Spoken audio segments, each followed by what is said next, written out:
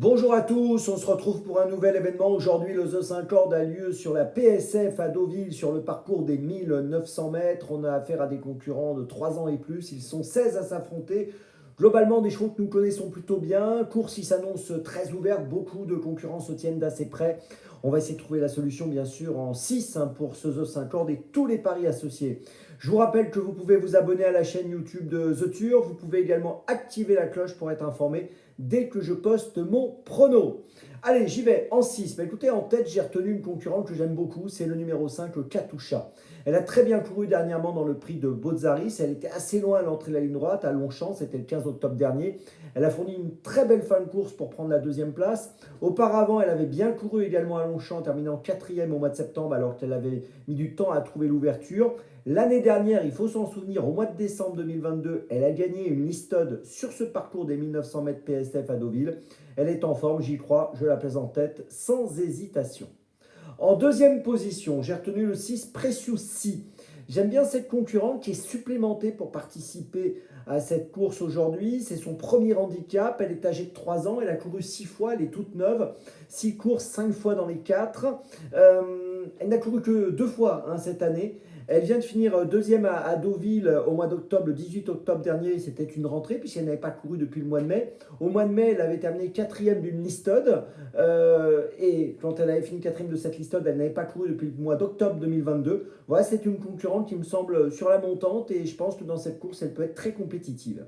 En troisième position, j'ai retenu le 11, Uzel. Alors lui, c'est le vrai spécialiste de cette piste PSF de Deauville.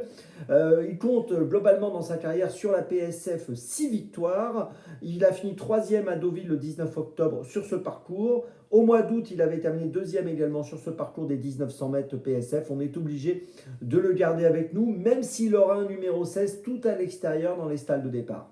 En quatrième position, j'ai retenu le numéro 13, Pont Mirabeau. Alors lui aussi, on le connaît bien. Lui aussi a déjà bien réussi sur la PSF de Deauville. En début d'année en particulier, par exemple, il avait terminé quatrième et troisième sur ce parcours. Il a peu couru cette année, finalement, puisqu'il n'a couru que 4 fois. Il a été absent entre le mois d'avril et le mois d'octobre. Il vient de terminer quatrième à Bordeaux. Lui aussi va évoluer de manière positive sur cette course de rentrée. Et je pense qu'il vaut mieux le garder avec nous. En plus, il est monté par Christophe Soumillon.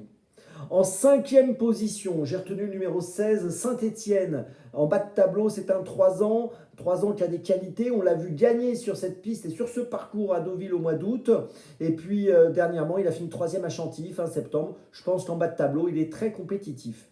Et puis en sixième position, j'ai retenu le haut de tableau, le numéro 1, Bétard. Alors lui, il a 60 kilos, mais c'est un élément de qualité. Il vient de terminer quatrième à Longchamp le 1er octobre. Et il faut se souvenir qu'au mois d'août, il avait très bien couru sur cette PSF, terminant sixième après avoir pas eu forcément tous ses aises. Il avait terminé sixième dans une bonne action.